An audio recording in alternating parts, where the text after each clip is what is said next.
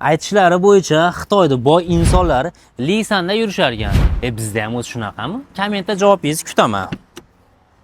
Lisan mashinamizni ham kirasa sepmasdan radnoga to'g'rilavergan olib qoldik. Ko'rishingiz mumkinki, ikkita eshigi orqa qanot urilgan, eng qiynaydigan joylardan mana shu orqa qanot hisoblanadi. Sababi raxiga jicha cho'zilish bo'lib qolgan. Buni rучныйda qilsangiz ish bo'lib shishka bo'lib, uje sepiladigan bo'lib qoladi. Lekin uje biz ko'pchilik taniydi, yaxshi biladi, o'zini apparatda idealniy qilib radnoga to'g'rilab beramiz. Videoda oxirigacha ko'rib tursangiz, o'zingiz guvoh bo'lasiz.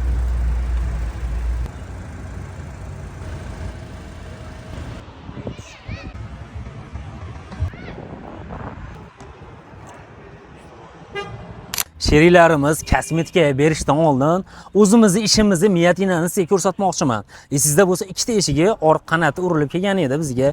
Nisbatan sal qiynaydigan joyi mana shu orqa eshigida, sababi bu figurasida cho'zilish bor edi. Lekin o'sha har doimgidek mehnat qildik, sababini qildik, Alloh qodir qilgancha radnoga harakat qildik. Endi bu kirasi ko'chgan joylariga hamkasblarimiz kosmetikasini qilib bersa, umuman hech narsa bo'lmagan holatda, eng asosiysi narxiga ziyon yetmaydigan holatda bo'ladigan umiddaman.